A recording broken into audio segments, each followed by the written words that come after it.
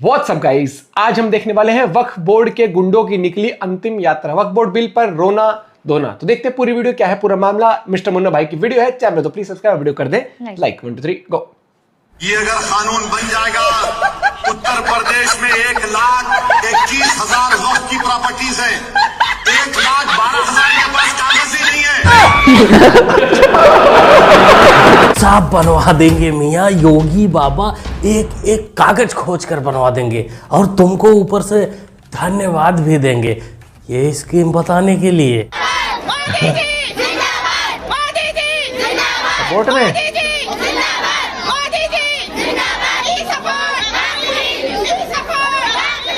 वक्फ bill support में ही है।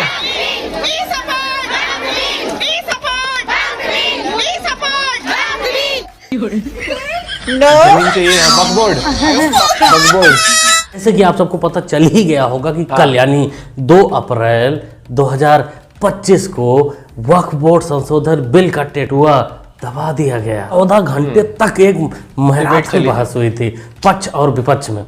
फिर उसके बाद लोकसभा में बिल पेश किया गया और पास भी हो गया। पक्ष में वोट पड़े 288 और विपक्ष में 232। लेकिन इस 14 घंटे के बहस के दौरान जिन लोगों की मनसा तहस नहस हुई है उनसे मिलवाते हैं। लेकिन उससे पहले आपको उनसे मिलवाते हैं, उन लोगों से मिलवाते हैं, उनकी मानसिकताओं से मिलवाते हैं जो कहते थे, जो कहते हैं कि हम कानून मानेंगे ही नहीं चाहे कोई भी लाए।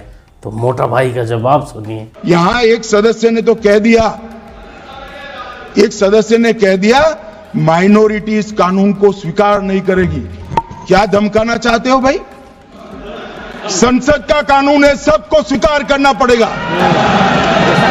स्वीकार नहीं करेंगे मतलब क्या है? कैसे बोल सकते हैं कोई हम कानून को स्वीकार नहीं करेंगे? गजब ही है। एक कानून भारत सरकार का है, हर एक पर बंधन करता होगा और इसको स्वीकार करना पड़ेगा। खत्म। मोटा भाई ने बोल दिया करना पड़ेगा तो करना पड़ेगा, मानना पड़ेगा कानून तो मानना ही पड़ेगा। खड़ी वही संविधान भी कहता है। बाकी जिन लोगों को सड़कों पर निकलकर अपना काम करना है वो प्यार से कर सकते हैं, उनको भी संविधान इजाजत देता है और लठ वाले को भी संविधान ही इजाजत देता है। पुलिस अपना काम करेगी। बाकी अगर यूपी में प्रॉब्लम होती, यूपी में वैसे प्रॉब्लम होगी नहीं क्योंकि यूपी में दयालु बाबा हैं, बड़े प्यारे दुलारे दयालु बाबा हैं। ये भी ठीक है। उनकी बात लोग वहाँ के मानते हैं, वो सड़कों पर ऐसे नहीं निकलते। बाद में योगी बाबा या उनका प्रशासन पुलिस बड़े प्यार से समझाती है, नो वायलेंस, प्यार से गाड़ी घोड़ा में लाद कर ले जाती है या फिर ऐसे ही आमने सामने प्यार से समझा देती है। इसलिए यूपी में उतना ज्यादा टेंशन नहीं होता। फिलहाल वक्फ संशोधन बिल से मुसलमानों को कोई खतरा नहीं है। मुस्लिम फैसला बोर्ड के लोग और सियासी जमातों के लोग मुसलमानों को डरा रहे हैं, बहका रहे हैं, अफवाहें फैला रहे हैं, गलतफहमियां पैदा कर रहे हैं। मगर मैं मुसलमानों को यकीन दहानी कराना चाहता हूं कि उनकी न मस्जिदें छिनेगी, न ईदगाहें छिनेगी, न दरगाहें, न खानकाहें, न कब्रिस्तान, कुछ भी छिनने वाला नहीं है। ये सिर्फ और सिर्फ अफवाह है, इस पर कान न धरे। ये वही सहाबुद्दीन मौलाना है जो कभी पार्लियामेंट को अपने बाप को बता देते हैं, तो कभी लाल किले को अपने बाप का बता देते हैं। लेकिन आज इनके सुर बदले बदले नजर आ रहे हैं। इन्होंने कहीं वो तेल में डुबाया हुआ पुलिस का लट तो नहीं देख लिया ज्यादा मात्रा में। भाई बदले बदले सुर कुछ तो कहते हैं। बाकी इसने जो बोला, जो समझाया कौम को, वो अच्छी बात है और मानना भी चाहिए लोगों को। जो पार्टी ये कहती हो कि दुनिया की सबसे बड़ी पार्टी है, अध्यक्ष महोदय वो अपना राष्ट्रीय अध्यक्ष नहीं चुन पाए अभी तक। जी मैं अखिलेश जी ने बहुत हंसते हंसते कहा है, इसको हंसते हंसते जवाब देना। ये सामने जितनी पार्टियां हैं उनका राष्ट्रीय अध्यक्ष उन 5 लोगों को ही चुनना है परिवार के। हमें माननीय अध्यक्ष जी करोड़ों सदस्यों में से 12-13 करोड़ सदस्य प्रक्रिया कर चुनना है तो देर लगती है। आपके यहाँ जरा भी देर नहीं लगेगी। मैं कह देता हूं अभी 25 साल तक आप अध्यक्ष हो जाओ। अलग जगह हाथ डाल दिया था बबुआ ने। वैसे ये बात हमको और आपको वीडियो देखने के बाद पता चली कि या जवाब सुनने के बाद पता चला कि गलत हाथ डाल दिया था, लेकिन भौजी तो तुरंत ही समझ गई थी कि हमारे राजा जी का बैंड बजने वाला है। वैसे ये भी हिस्सा लिए थे वक्फ बोर्ड संशोधन बिल के वार्तालाप में, चर्चा में, लेकिन इन्होंने दो काम किया। पहला तो इन्होंने साफ साफ बता दिया कि वक्फ बोर्ड मुसलमानों के खिलाफ है, हम इसके विरोध में हैं। बाकी जो समय बचा था भाषण का, उसमें ये राम मंदिर, कभी कुंभ, कभी रमजान, इसमें गुजार दिए। 11 साल से मोदी जी पकौड़े तल रहे थे, 11 साल बाद याद आया उनको? नहीं, 11 साल तक इतने गंदे बिल को मोदी सरकार ढो रही थी। आज कह रहे साहब वो तो कई लाख करोड़ जमीन है। क्या मोदी जी लाए थे? मोदी जी ने अपने मामा जी के घर से वक्फ बोर्ड में जमीन दी थी क्या? ये जब विजयपुरा में किसानों की जमीन वक्त के नाम कर रहे थे तो वो क्या सोनिया गांधी इटली से बांध कर लाई थी क्या जमीन?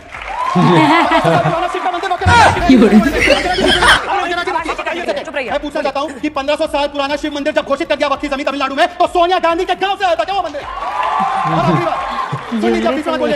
मुसलमानों को बड़ा ख्याल है इनको, मुसलमानों का उद्धार करना है इनको। शर्मा जी चेहरे का रंगत बता रहा है कि जोर का झटका लगा है।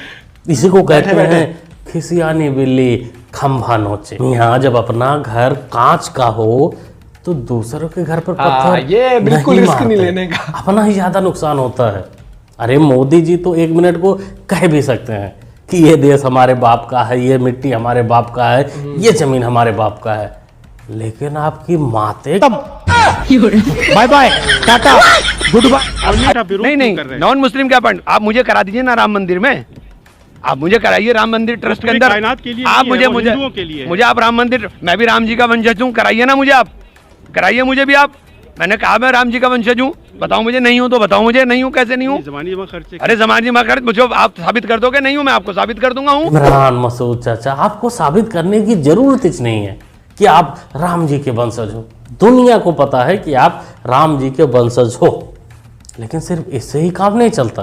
सिर्फ राम जी के वंशज होने से ही ट्रस्ट में जगह नहीं मिलती, उसके लिए टैलेंट होता है और काबिलियत होती है। लेकिन काबिलियत तो चलो मान लीजिए एक मिनट को तुम्हारे अंदर होगा, लेकिन उसका क्या करोगे? जो तुम्हारे साथ घटना बचपन में हो गई है वो तो ठीक करना इस जन्म में पॉसिबल नहीं है। तो please try in your next life. ये कानून बनाना चाहिए बहुत कड़ा।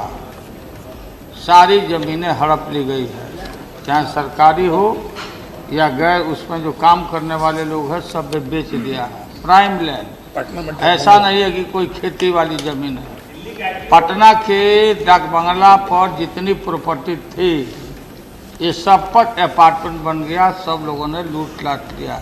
जी देखिए कैसे वोट बैंक के लिए समय बदलता है, जज्बात बदलता है। यही आलू थे जो पहले चिल्ला चिल्ला कर चीखें निकाल रहे थे कि वक्फ बोर्ड में ज़मीनों को हड़पा जा रहा है, कब्जाया जा रहा है, बेचा जा रहा है। लेकिन आज समय बदल चुका है। आज इनके लौंडे या ये खुद गजब भैया पॉलिटिक्स अलग दिशा में चलते हैं। इनको लगता नहीं वक्फ बोर्ड अब मुसलमानों के खिलाफ हो गया, उसमें संशोधन मुसलमानों के खिलाफ है। पहले नहीं था, पहले हो सकता था। अभी तक इसकी पुख्ता जानकारी तो नहीं है कि इस बयान के बाद इनका चारा वाली कंपनी या जो भी चीज़ें हैं या हिस्सा उस्सा इनको मिल गया था वक्फ बोर्ड से या नहीं, क्योंकि सुर बदलने का कुछ तो कारण जरूर होगा।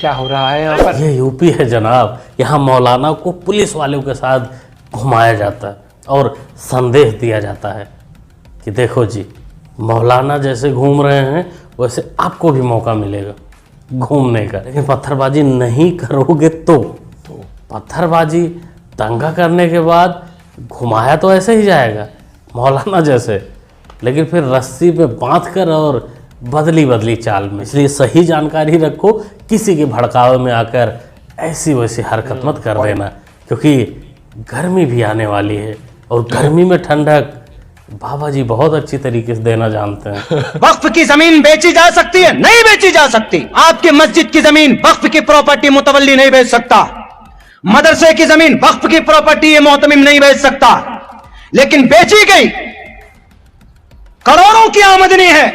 अगर वक्फ बोर्ड चाहता तो भारत के मुसलमानों की तकदीर बदल सकता था, लेकिन नहीं जनाब, बेच बेच कर आलीशान बिल्डिंग बना। हैदराबाद में एक बिल्डिंग का किराया 25,000 रुपए है महीने का, लेकिन उसका वक्फ बोर्ड के फॉर्म में सिर्फ 2,500 लिखा जाता, बाकी 22,500 रुपए पॉकेट में जाता। कौन है बेईमान? हम और आप है बेईमान। सिर्फ सूबे महाराष्ट्र के अंदर सिर्फ एक छोटे से सूबे में 70,000 एकड़ जमीनें बेची गई। बेचने वाला कोई योगी और मोदी आरएसएस बजरंग दल के लोग नहीं थे, बेचने वाला मुस्लिम कौम के रहबर और रहनुमा थे। अरे मौलाना ने तो सीधा वक्फ बोर्ड की चड्डी पड्डी खोल दी भाई। वैसे मौलाना का जो इशारा है वो भैंसिया परिवार पर है, क्योंकि सबसे ज्यादा वक्फ बोर्ड संशोधन बिल जो है इसी को तकलीफ दे रहा है। और भाई तकलीफ दे भी क्यों ना, क्योंकि जिसका हिस्सा बड़ा होता है तकलीफ उसी को ज्यादा होती है।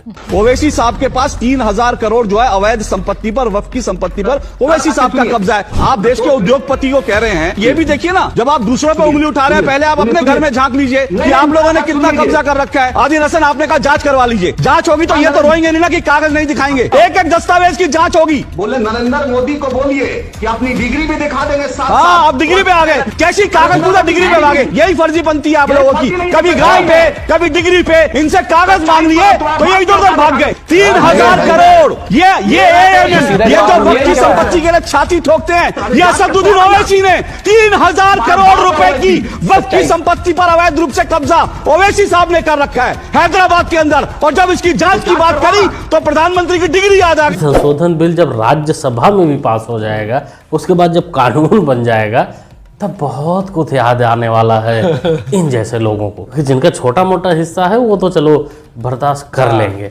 लेकिन बड़े हिस्से वाले इतने आसानी से बर्दाश्त कर लें, ऐसा तो पॉसिबल बिल्कुल नहीं है। क्या कहना चाहते हो दोस्तों आप लोग क्या समझते हैं, क्या सोचते हैं? सबसे पहली बात तो ये, यहाँ पर यही तो राजनीति है, बातों को घुमा कैसे देते हैं।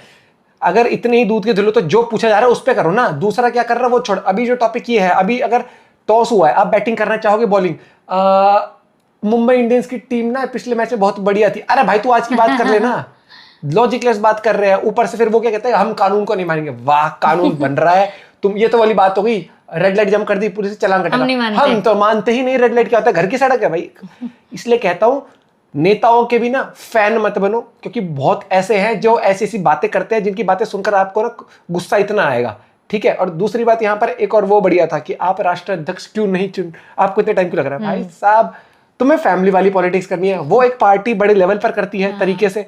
और दूसरी बात आ जाती है यहाँ पर, अभी ये जो डिबेट होती है ना, आप हमेशा देखना कि वक्फ बिल लोगों को ना सही तरीके से समझा भी नहीं रहे हैं, बस ये बोल। और लालू यादव का जो भाषण था ना, वो पुराना भाषण आप देखना, वो वक्त के अगेंस्ट था और अब उसके सुरताल बदल गए। ये तो राजनीति है, जहां से वोट बैंक दिखता है ना, अब इनको उस तरफ मुड़ जाते हैं पॉलिटिशियन। हर बिल का यही होता है कि वो सही से मतलब समझाने के ना तोड़ मोड़, बस ये बोल देंगे ये तुम्हारे अगेंस्ट है। हाँ, और आम जनता फिर समझ नहीं पाती। अब वही तो बोला ना उस मौलाना ने भी कि इस तरीके से ब्रेन वॉश किया जा रहा है कि आपकी मस्जिदें छिन जाएंगी, आपकी ये छिन जाएंगे। यार ये बात होती है लोगों को क्योंकि लोग अनजान है, लोगों को बेवकूफ किसी भी तरीके से बना दो। आप अपना पॉइंट ऑफ व्यू शेयर कर सकते हो भैया, और कानून आ गया है, बढ़िया है, अपना पॉइंट ऑफ व्यू जरूर शेयर करेगा। मिलते हैं वीडियो के साथ, बाय, टेक केयर।